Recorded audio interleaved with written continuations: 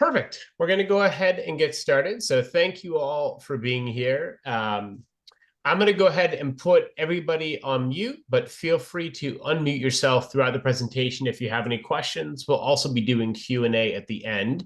And I'll do my best to keep up with the chat. If anybody wants to pose any questions there, I can certainly try to respond as well. Perfect. Let's get started. Just a quick background on Paragus for anybody who's not as familiar with the company. We are a 65-person employee-owned managed services company, which basically means that we support the IT of other organizations. In many cases, we are the IT department, and in some cases, we support the IT department of small and medium-sized businesses in Western and Central Massachusetts. And as such, part of our job is to pay attention and keep track of what's happening on new and emerging technologies.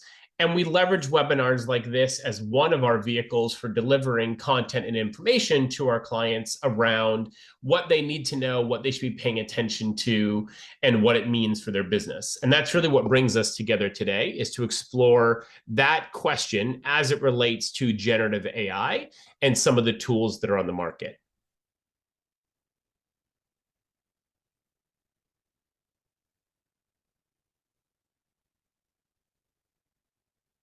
So let me tell you a little bit about why we're here today on this particular topic.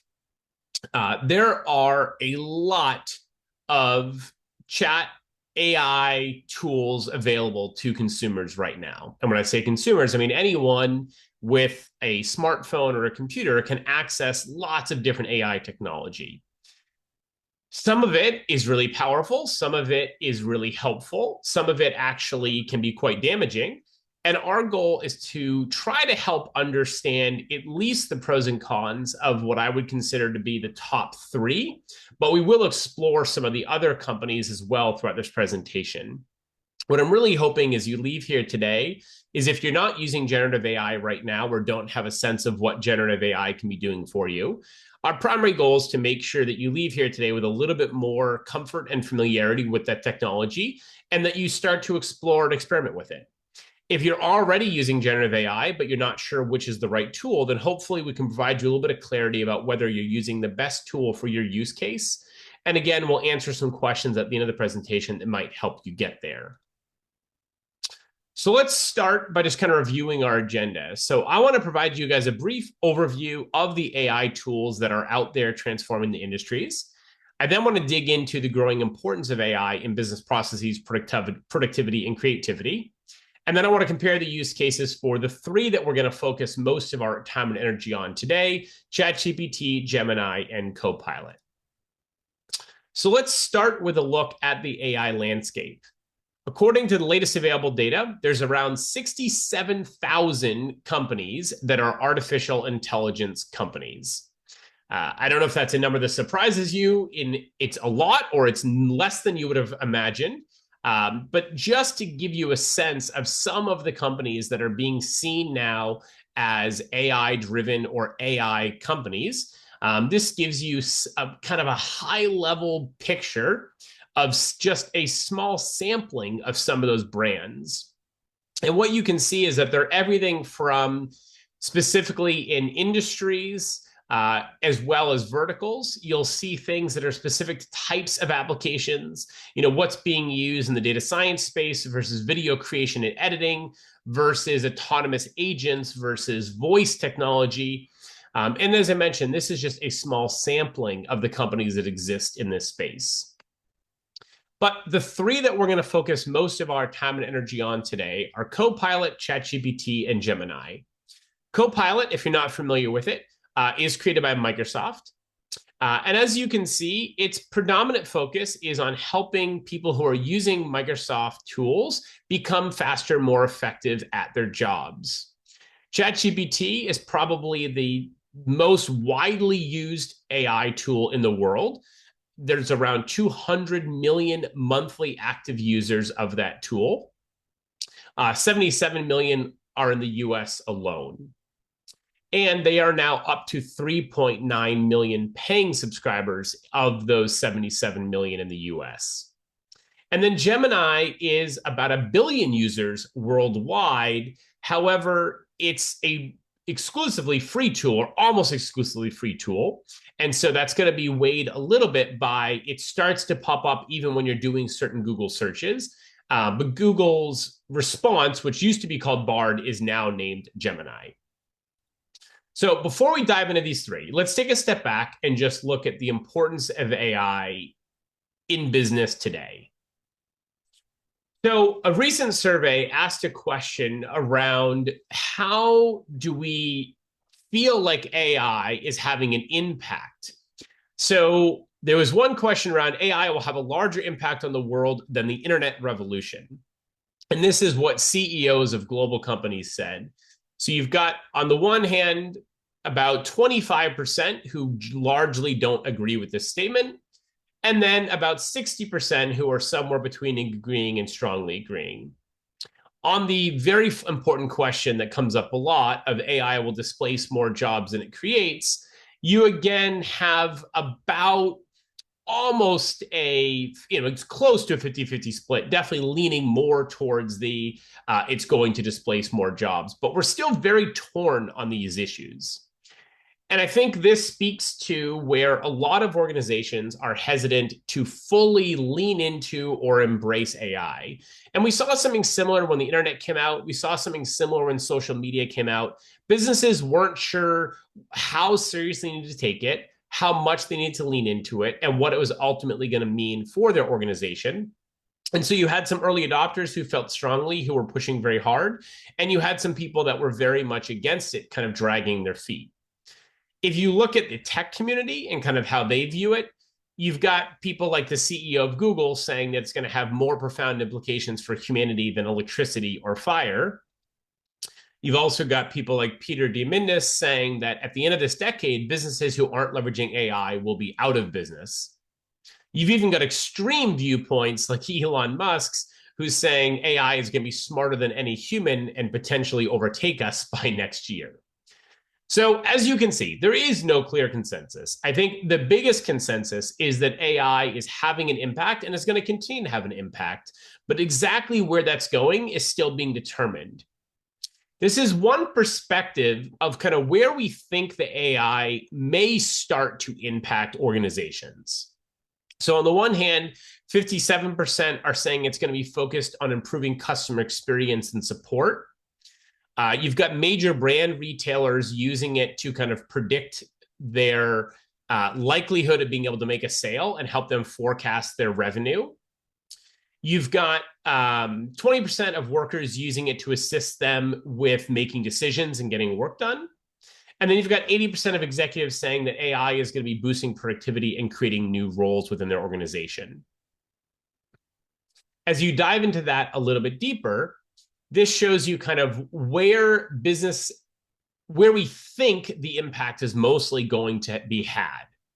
So predictions versus automation versus monitoring versus increasing quality communication versus recommendations and forecasting and tools, and then obviously 4% being other.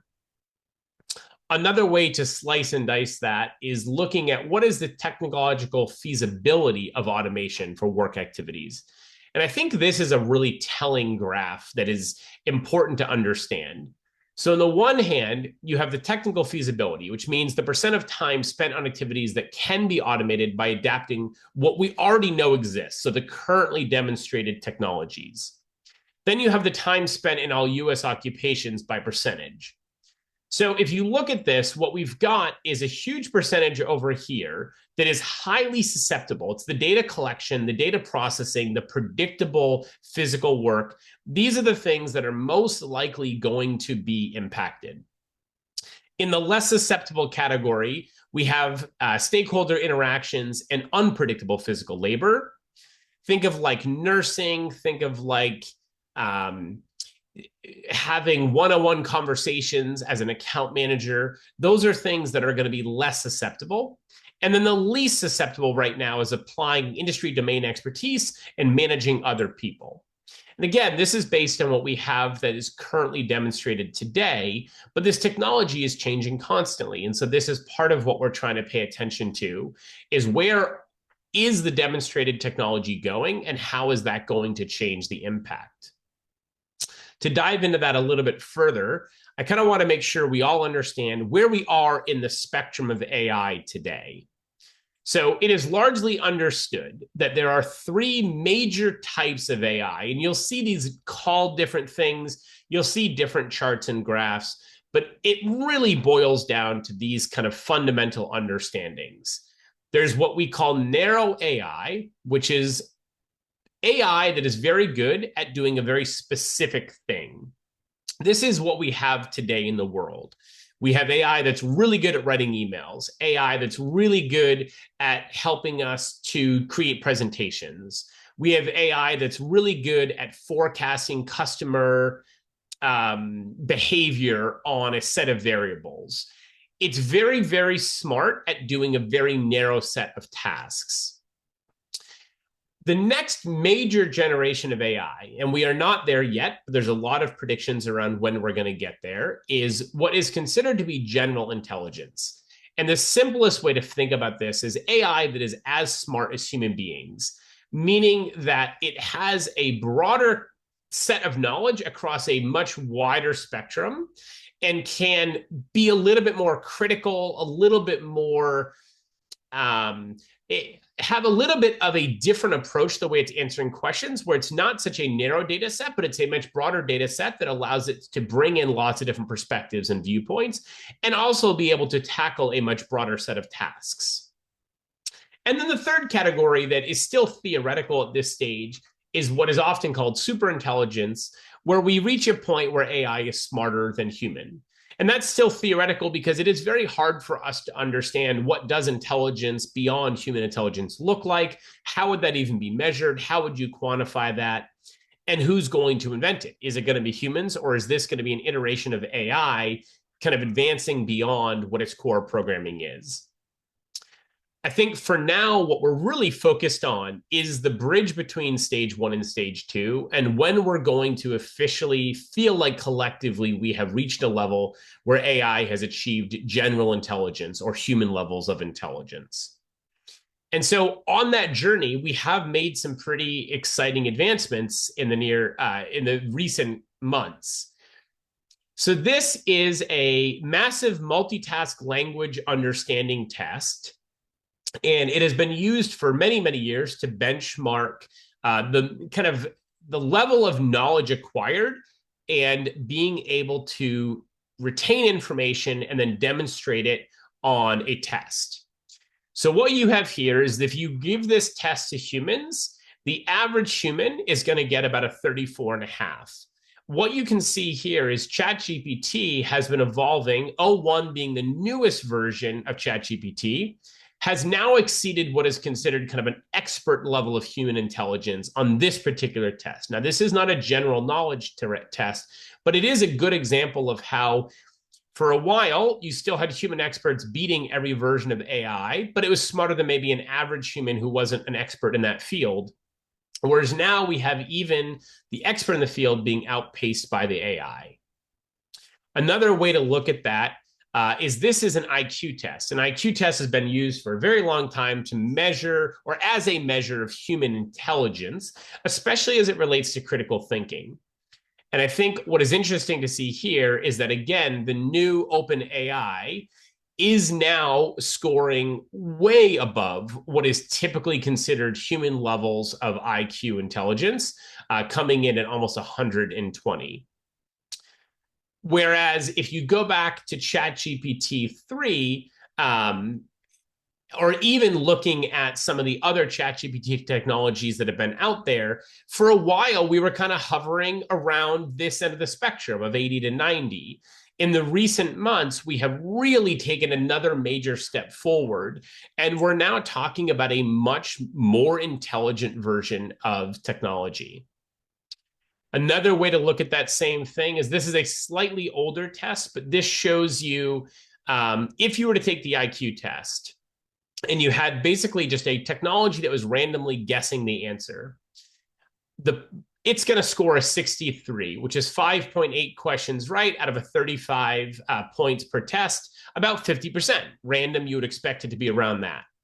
Then you can see the different iterations of AI, including Amazon's Claude 3 scoring 101. Now, this test is a little bit older than this one, where OpenAI scored 120.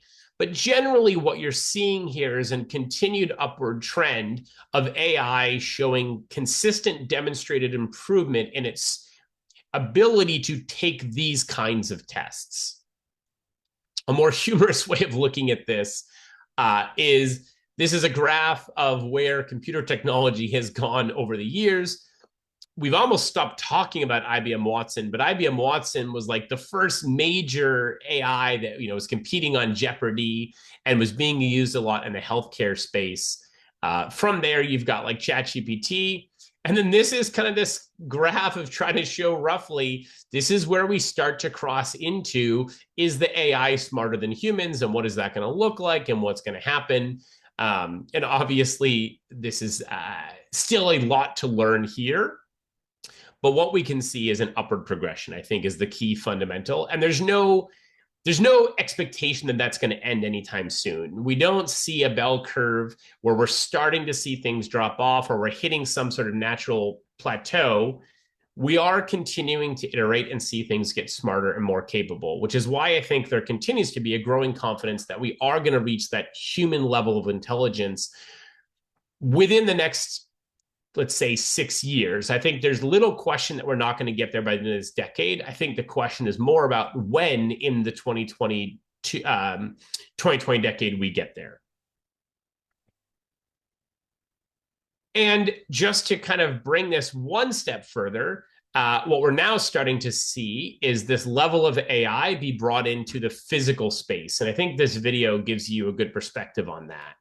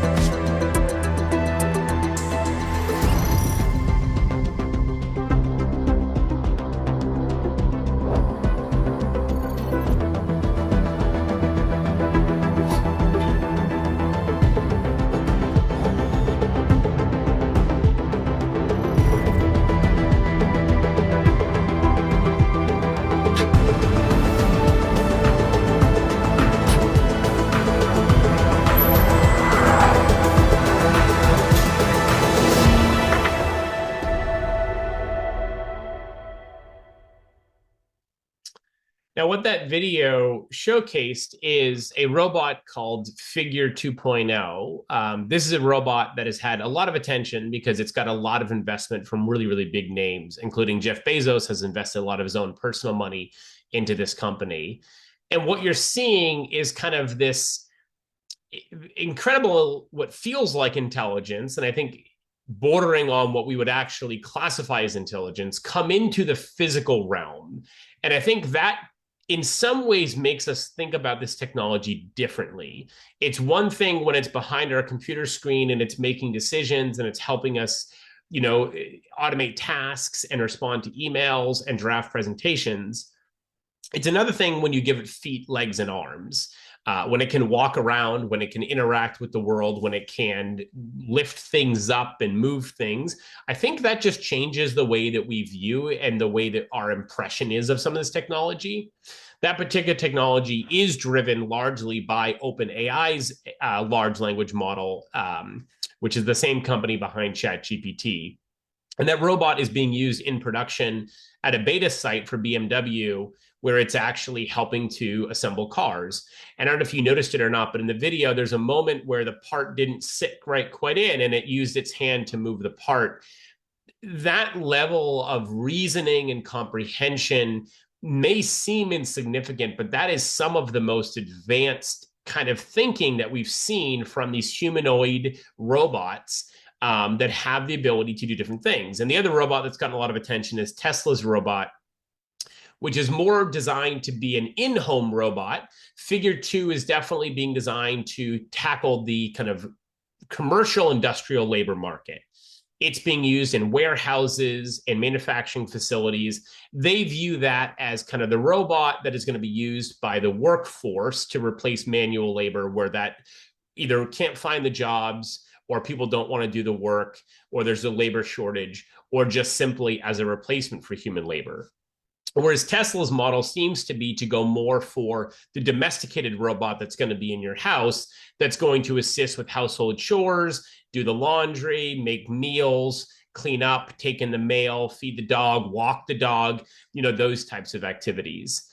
And in both cases, we're talking about robots that are being designed to be able to be manufactured in large scale and at prices that, are very approachable. So Elon's goal is to try to get the home robot down to about $30,000, where it's approachable that a house could lease one or buy one, the same as they might opt for a car payment, and have one of these in their home.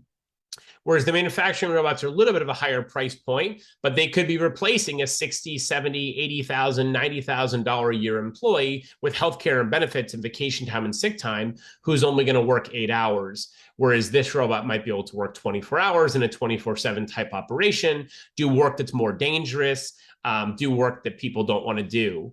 So there is a lot going on there. And obviously, we're going to bring this back down now to generative AI. But I think it is important to have that context of just the broader lens of where is this technology going? Where are we at today? And where do we think we're going to be in the near term? I think predicting anything beyond the near term is all speculative and mostly just science fiction.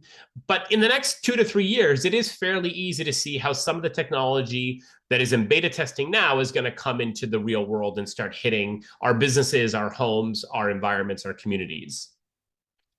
So kind of coming back to this question that we started out with is, which one is better of these three that we're going to focus on today? Before I get into that, I just want to give you guys a little bit of background as what is generative AI and how does it differ from some of the other AI technologies that we're talking about? So generative AI, I always like to kind of simplify it down to basically it's autocomplete. It is taking a prompt, an initial set of data, and it's trying to guess what comes next. It's filling in the blank. And so a very, very simplistic form of generative AI is if you go to Google, you start typing in a search, your prompt is what you have typed in so far. It's using generative AI to predict what you might be searching for and giving you a list of options that you can click on that may be what you were ultimately going to type in if you kept typing.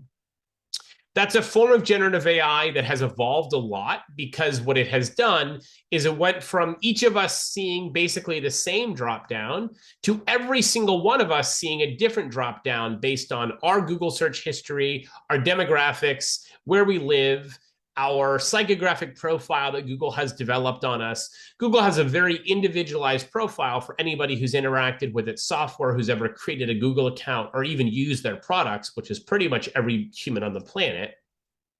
And as it does that, it continues to refine what it thinks we're searching for based on that profile, as opposed to using kind of a more aggregated profile across a lot of us. And this is what generative AI is, but also how generative AI has evolved, where it went from kind of giving us each the same prediction to these very, very personalized predictions. And it does that because it has more data. The more data it has, the more computational power it can use to search and analyze that data and use it for an individualized result, the more it's able to do that. So when we think about generative AI, here's some ways that we should think about it. It's going to produce human-like text for things like articles, stories, emails, and those are things that follow a very predictable format.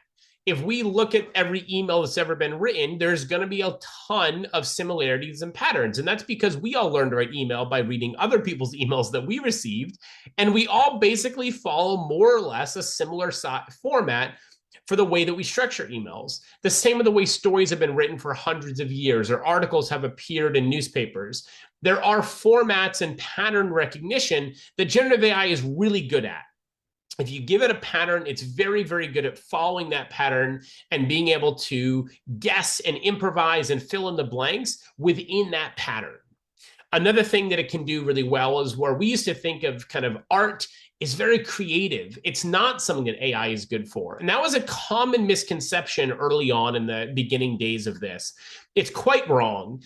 Images and artwork are also full of patterns. There's a lot of symmetry. There's a lot of composition. There's a lot of things that if you give AI a lot of images and tell it this is what good looks like, this is what great looks like, this is what a cat looks like, this is what a dog looks like, it can do a ton of pattern recognition, which is where it's very good, and then leverage that pattern recognition to create new content that fits within the bounds of what that original pattern looked like. Same with audio content, speech and music. If it listens to our voice, it can very quickly figure out the pattern of the way that we speak, our intonations, how we sound, and it can mimic that very effectively. Code is a phenomenal use case for generative AI. It follows a very strict language. It has a very specific pattern. It's going to follow a similar format. And often it's being used to take a concept and break it into language, which is something that AI is very, very good at. And then also synthesizing data for research and analysis. And this is where it's starting to evolve too. This was not as good even a year ago, but this is kind of that same pattern recognition where I can say, okay, I'm going to look at all of this data.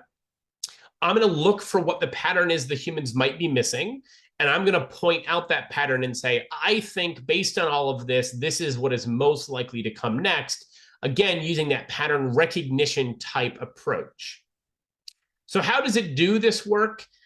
First, it needs a foundational model. A large-scale machine learning model is trained on vast amounts of data. It needs an enormous amount of data, and it doesn't have to be super structured. Most of the data sources that we're using for, let's say, Gemini, ChatGPT, and Copilot are very unstructured data sources. They're basically just the internet. They're published, accessible information that is out there on the world, but it needs a lot of it. If you are going to create a more specific AI that was very good at doing a specific thing, maybe even better than a traditional like ChatGPT broad AI, you would need a much more narrow set of data. You wouldn't need quite as much of it, but it would need to be incredibly specific and very well structured. Whereas when it comes to these large language learning models, it just needs a huge amount of data that it can pull from. The second is this deep learning technology. And what it does is it utilizes neural networks that stimulate human brain processes for learning and decision making. So it is basically learning and responding all the time. It has this original data set, but then as it is working with us and getting feedback about what was right, what was wrong, what is accurate, what is inaccurate, it's constantly learning and being adjusted and critiqued and getting better and better. And that is kind of the intelligence piece of AI. When we used to just talk about machine learning, it was an algorithm that had strict boundaries. If this, then this, if that, then that. And it never really deviated from those boundaries. What we have now is AI that was trained on much larger data sets, but largely given much more ability to go in and learn on its own. And then obviously prompt processing, which is where it's going to try to take the information we give it and fill in some of the blanks. What is it that I think I'm being asked to do? Not just what am I literally asked to do? And this is where we have gone a long way in how we think about prompting. There was a few minutes when people thought prompt engineering was going to be a whole class of jobs and we were going to have prompt engineers in our company.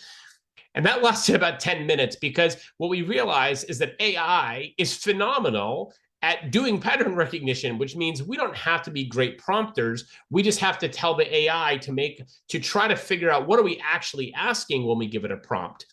And that's part of what the advancement and kind of evolution of AI has been, is about getting a better understanding of when we ask it to do this, what are we actually asking it to do? What are we actually expecting? And the better it can guess at that, the more accurate the results are going to be.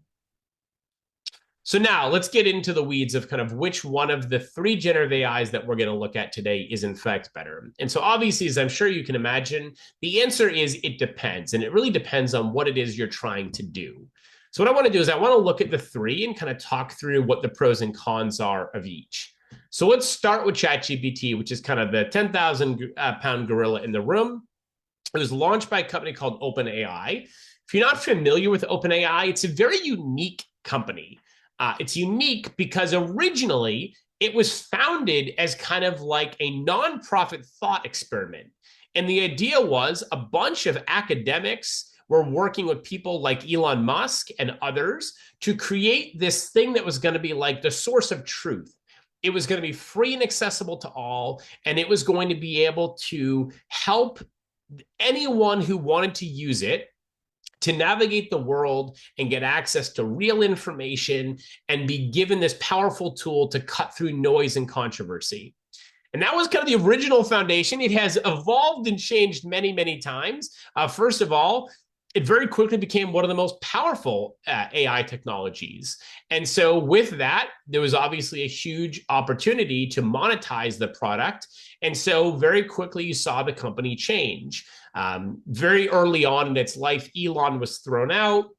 Then you had the whole controversy that you may or may not have followed between the board and the CEO. For a minute, the board was fired and all of the staff threatened to quit.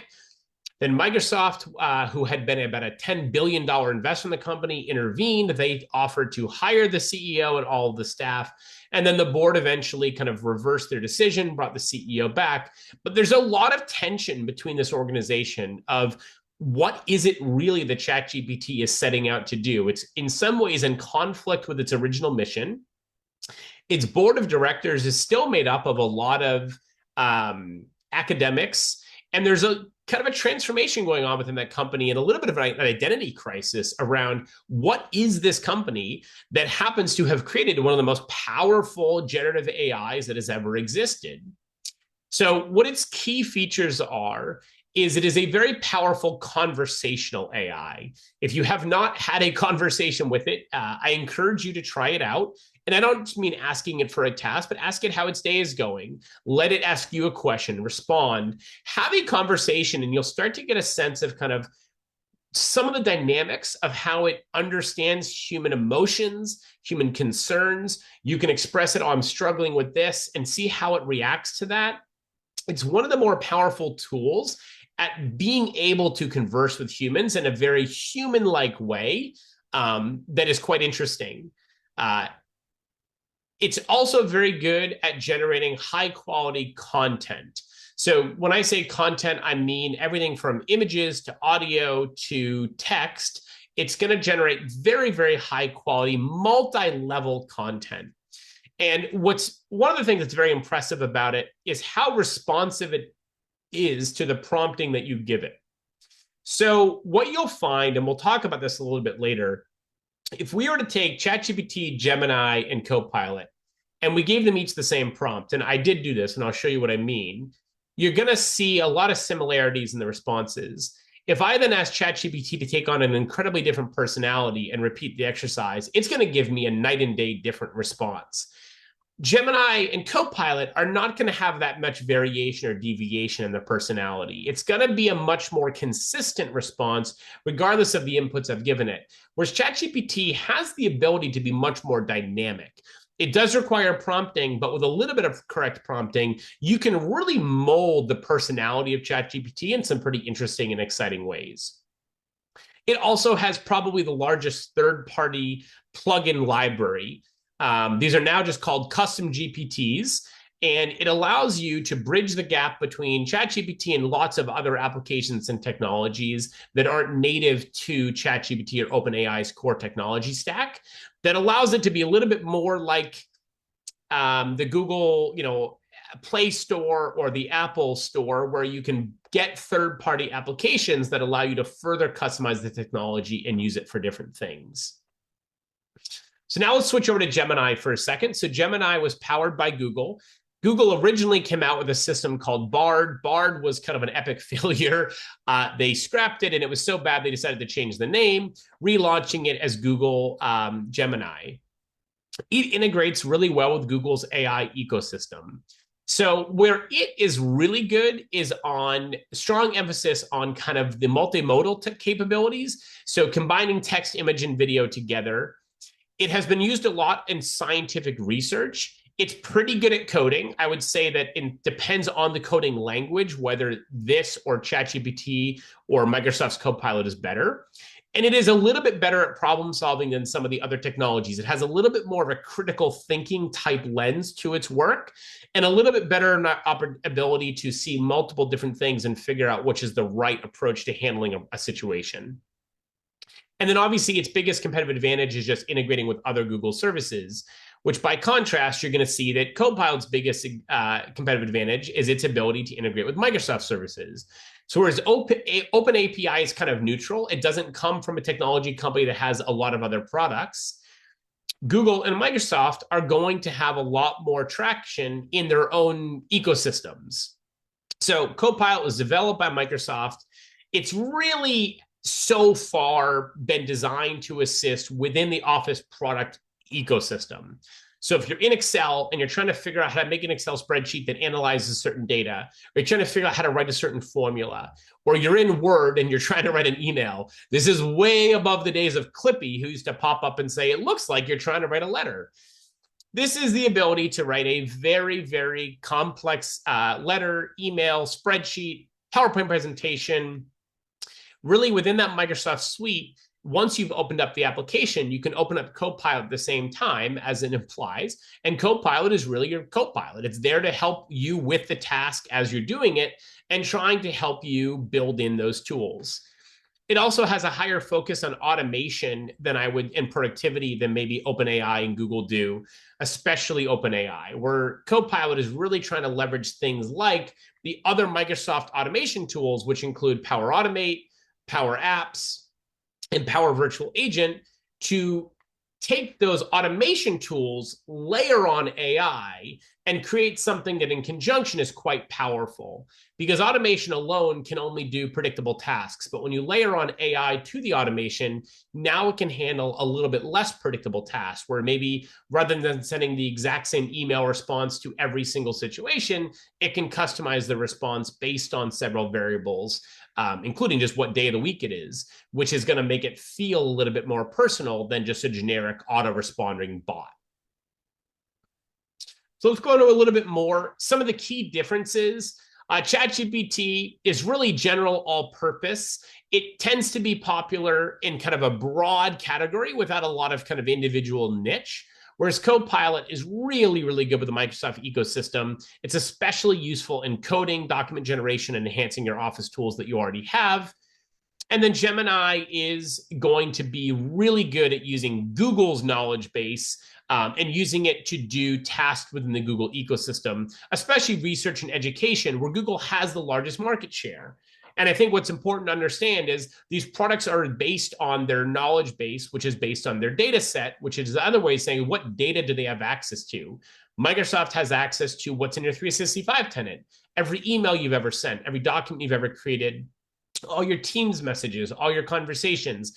It's going to learn you, and the more you use it, the more it's going to learn you, and it's going to really reflect what it knows about you and your company and what communication looks like within your organization. Google is really leveraging the fact that it is a predominantly educational and research-based platform where it has its largest market share, and leveraging that data and that experience to really mold and shape the product. So just to kind of summarize this a little bit, ChatGPT is strong in creative content generation, dynamic conversations. Gemini is great at multimodal applications and scientific research. And Copilot's great for professionals who are using 365 and who want to do some task automation or help them with their productivity tools. As we start to look at industry use cases, ChatGPT has certainly the broadest user set, but I think where it's going to get the highest adoption is on marketing, customer support, and ideation. That tends to be where it is really, really strong. Gemini, I think, as we've talked a lot about already, is going to be more focused on the research and academic institutions, as well as some multimedia creators. And then Copilot, I think, is going to have its strongest use case in financial forecasting, data cleaning, project management, and task automation. And obviously, you can use any one tool to do pretty much any of the same tasks. But I think this is where you will see that one tool does excel better than another, and therefore is going to be a better use case for that particular workload, industry, or consumer type. So how do you choose the right AI tool for what you're trying to do?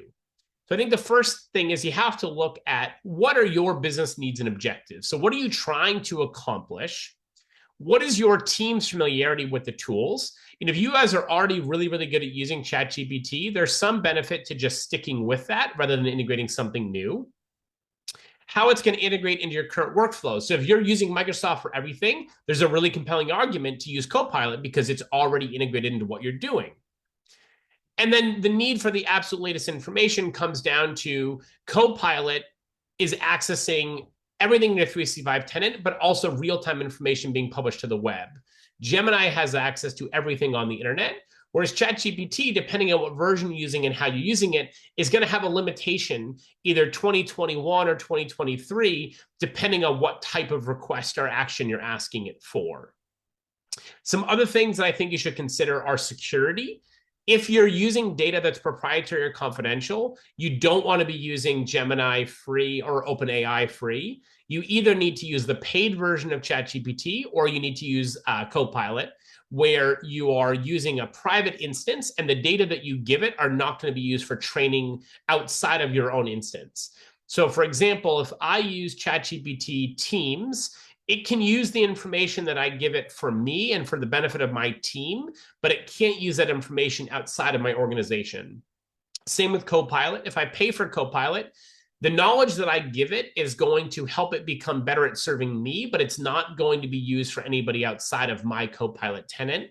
Whereas if I use ChatGPT free or Gemini, the information I'm using or I'm giving it is going to be used in its language model training, which means it's accessible to other users of the platform. So let me give you some examples of, I think that will help illustrate this a little bit. So this is a prompt that I gave all three. So I said, I'm the CFO of a doorknob manufacturer. Our bank has made a request for our quarterly financials. Please draft an email that can accompany the financials, which speaks to the decline in revenue and profit in the third quarter as a result of a shortage of raw materials, specifically brass. Please make me sound very smart and confident that the situation is under control and there's no cause for concern. Suggest that the situation should be resolved by the end of next quarter, Q4. So let's look at how Copilot took that. So dear bank's name, I hope this message finds you well. Attached, please find our quarterly financial statement for Q3. As you'll observe, there's been a noticeable decline in both revenue and profit for this period. This downturn is primarily attributed to a shortage of brass, a critical raw material in the manufacturing process. We've been actively managing the situation and have implemented several strategic measures to mitigate the impact. Our procurement team is working diligently with our suppliers to get necessary materials, and we also explore alternative sources to ensure continuity of production. I'm confident this will be a temporary setback. We anticipate the brass supply issue will be resolved by the end of Q4, allowing us to return to our usual production levels and financial performance. Our team remains committed to maintain the highest standards of quality and service during this period. Please don't hesitate to reach out if you have any questions or require further information. Now, what I will say is this is a much better email than Copilot would have generated at the beginning of this year. And that's because Copilot is basically one or two iterations behind the public version of ChatGPT. So as ChatGPT launches new versions, Copilot uses the newer version than it was using prior. So this is now using a newer version of ChatGPT, and you can tell the quality is pretty good. This is an email that most of us would probably feel comfortable sending. Let me compare this to what Gemini produced.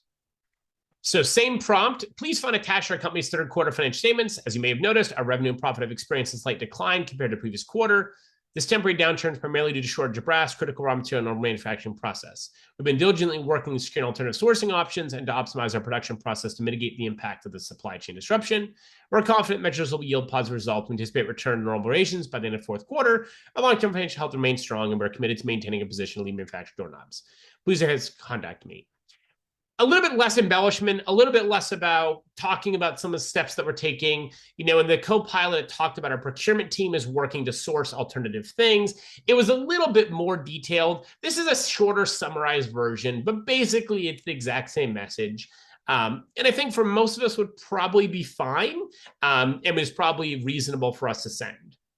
But now let's take a look at what I would consider to kind of be the heavyweight in this category, which is how ChatGPT handled the same email. Trust this message finds you well. The telltale ChatGPT phrase right there. Please find attached quarterly financials for company for Q3 2024. As you'll note, our revenue and profit have experienced a decline during this period. This is primarily due to an industry-wide shortage of brass, a key raw material in the manufacturing process. Unfortunately, the scarcity of this material has temporarily impacted production capacity, directly affecting our top and bottom lines. However, I want to assure you that we are actively managing the situation. We have already implemented strategies to diversify our supplier base and optimize our current inventory. While this has posed short-term challenges, we are confident the brass supply issue will be fully resolved by the end of Q4. Early indications from our suppliers suggest that production will normalize soon, and we expect to see a rebound in both revenue and profitability. In the meantime, we remain focused on operational efficiency and maintaining a strong market position. The fundamentals of our business remain solid, and we view this as a temporary setback rather than a long-term concern. What you're seeing here is it's playing off of that piece where I asked it to kind of be assuring, and it's trying to take that a step further. Now, your preference of which one of these emails best summarizes the situations as the one that you'd want to send to your bank is really up to you. But what's happening in this third email is it's trying to sound more human, and it's also trying to talk a little bit about the piece I asked it to talk about, which is project confidence to the bank that everything is going to be okay. So again, just 3 examples. Now let me show you one that's a little bit more interesting. So I asked, as I have many, many times, how many states in the US start with the same letter as their state capital? So we'll start with Copilot. Copilot nailed this. There's 4 states: Dover, Honolulu, Indianapolis, Oklahoma City. Fun little fact, did you enjoy learning about state capitals? If I'd said yes, it would have asked me, do I want to know more trivia? It would have engaged in a conversation with me. It was very excited to have a conversation. Gemini, there are 15 states in the US that start with the same letter as their state capital. Obviously, that's a little concerning. It didn't even remotely suggest there was any hesitation there. It just told me there's 15 states, even bolded it. Didn't even bother trying to tell me what they were. This is concerning. I think this speaks to what Gemini is not, which is Gemini is not quite an analytical computational tool. It's not very good at making lists and doing comparative analysis. It's really just using what it can find on the web and trying to synthesize it down. It obviously found some conflicting information that didn't give it quite what it wanted to. Now, Gemini does have this feature that you can run it through, which is called logic check. And logic check will sometimes correct a statement that it makes that's wrong and give you an alternative statement. The hard thing is then you have to decide which one is right. And if you don't know the answer to begin with, it can actually make the process a little bit confusing. And then I asked ChatGPT 4.0 this question, and it correctly said that there are 4 states that have it, same as Copilot. So as I mentioned earlier, just some kind of closing thoughts here that I want to leave you with before I open up for questions. On the security and privacy thing, this is where it's kind of the most cleanest, easiest line in the sand to know which to use. If you're using ChatGPT free or Gemini, you need to be very, very careful with posting any confidential proprietary information. That data will go into the language learning model, and it will be used to train the AI, not just for you, but for any other user of the platform. Whereas if you're using ChatGPT Teams or Copilot, what you are doing is paying for the privilege of having an isolated data set that, while it'll learn for the benefit of you, it's not going to use that learning for the benefit of other users of the platform. So let me stop there. Hopefully this gives you just a little bit more knowledge and understanding of what's going on and some of the things that you should be thinking about. But I'd love to open it up for questions if there's anything specific that we can dive into. Feel free to unmute or post in the chat, whichever you guys prefer.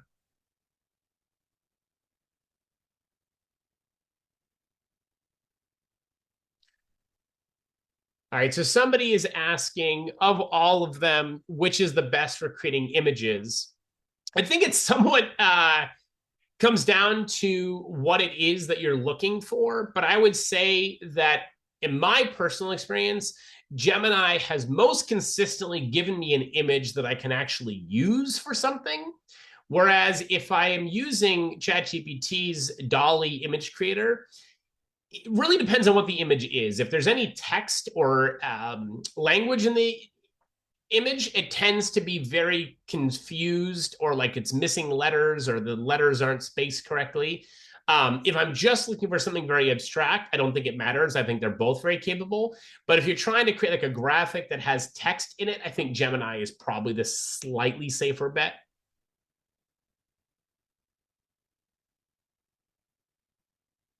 Somebody's asking which can access the internet. So it's an interesting question. ChatGPT technically now has the ability to go and look at a website, watch a YouTube video, browse something, but its language model is still based on a data set that went through 2021.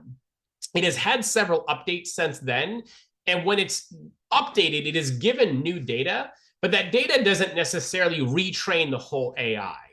Whereas the premise of how ChatGPT, the way Gemini works, Gemini is trying to use a more adaptive language learning model where it's going to be a little bit more reflective of what is actually going on. An interesting use case is you can just ask all three of them about a current event, like pick a celebrity that has died recently and ask it, give me a biography of this celebrity. And you'll notice that some of them are going to do a better job than others of knowing kind of the last couple of years of their life, or potentially not even realizing that they're dead. And that can be an area where Gemini may be a better use case because it has access to a little bit more real-time information. They technically all do now, but I think Gemini utilizes that information better and is going to give you a little bit more predictable, reliable results.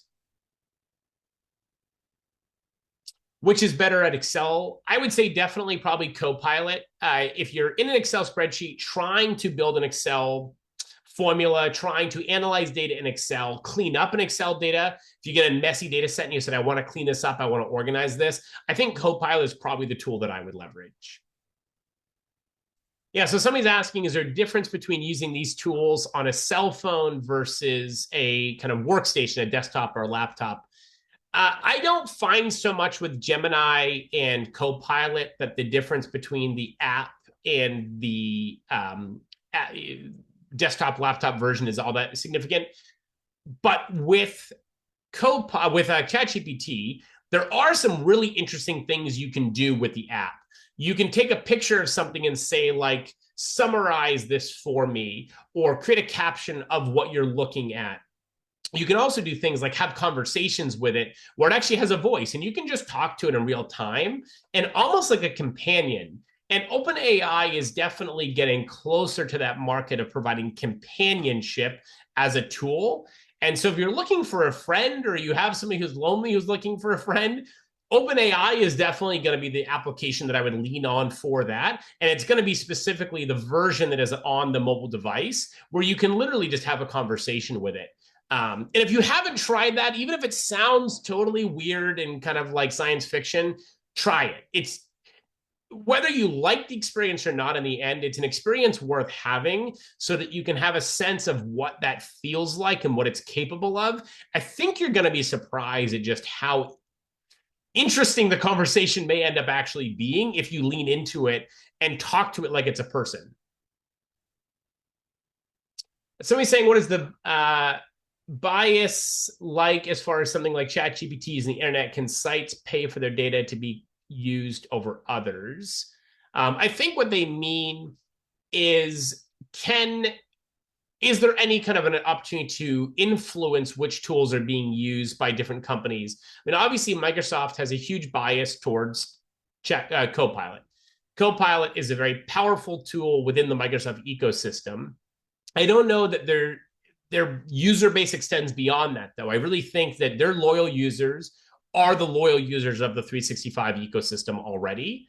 Whereas Gemini's largest user base is really just Google searchers. It's people who are typing in Google, getting a Gemini response, and who are then diving deeper into that.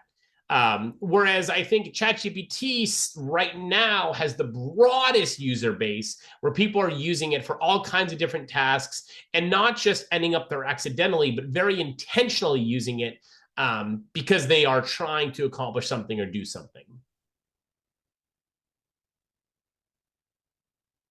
Which is the funniest. I actually did experiment with this a little bit. I think probably OpenAI's ChatGPT has the best sense of humor.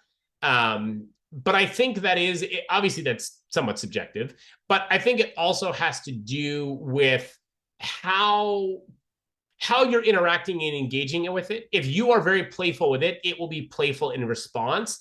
If you're very strict with it most of the time and then suddenly like tell me a joke, I don't think you're going to find the joke is very funny.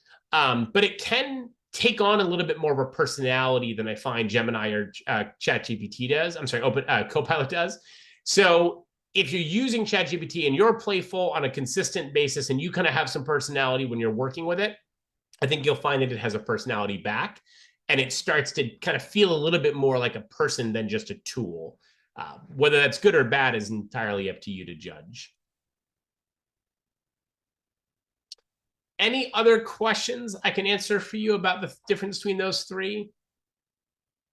The last thing I'll just say then is one tool we did not talk about at all is if you're using your kind of generative AI as a search engine, I'd actually tell you there's a fourth tool that's better than any of the other three. It's called Perplexity. And if you go to perplexity.ai, you can find it. It's a free search engine that I think you're going to find is really, really good at being a search engine. I strongly discourage people from using, especially ChatGPT as a search engine. That is not what it's designed for. And you're going to find it gives you pretty bad results. Gemini is the best of those three, but Perplexity is a whole nother league above that. So Perplexity is really the tool that I'd recommend. And then the other one that we didn't talk a lot about is Amazon was a little bit late to the game with their kind of generative AI bot, but it is one of the most impressive ones. It's been proving very, very good at kind of critical thinking and analyzing and responding, much better than Gemini, who's probably the least good at that. So there's an interesting work to be done there. And I think in the next iteration of this webinar, if we were to do another one, we would not be able to do it without bringing in Amazon's product to the market. Pricing between the three enterprise solutions, I think, so the pricing is interesting because it depends on how you're using them. If you're using OpenAI and you want to use the API version of it, it gets quite pricey. If you're just using it at the end user level, like the equivalent of Copilot, they're priced pretty similarly. I think you're a little bit less on OpenAI at maybe $20 a user versus $30. Those pricing, though, is somewhat dynamic. I think Microsoft's pricing is going to come down. I also think OpenAI's pricing continues to go up. So they're probably neutral-ish. And then I actually am not as familiar with Gemini's commercial pricing because it's really specific to the education and research space. And we don't have a lot of education research clients. So we actually just haven't had as much experience with their commercial product. But I think between OpenAI and Microsoft, you're going to see very similar on the consumer version. And when I say consumer, I mean like designed for an end user to use as an aid. Where it's much different is if you're using the backend technology to be like a chat bot or to do analysis or to auto respond to emails within some automation you've built. They're priced very, very differently. Microsoft is charging you on a per use case, so every single message. Whereas OpenAI is you're paying a large flat fee to have access to the API. So there's two different approaches, and it's really going to depend on the volume of transactions that you're doing. And then you can do a price comparison of which one's ultimately going to be less expensive. All right, I will leave it there for now. If anybody has any additional questions or wants to dive into these topics further, please feel free to reach out. Otherwise, hope you guys have a great rest of your day and rest of your week. And thanks for tuning in.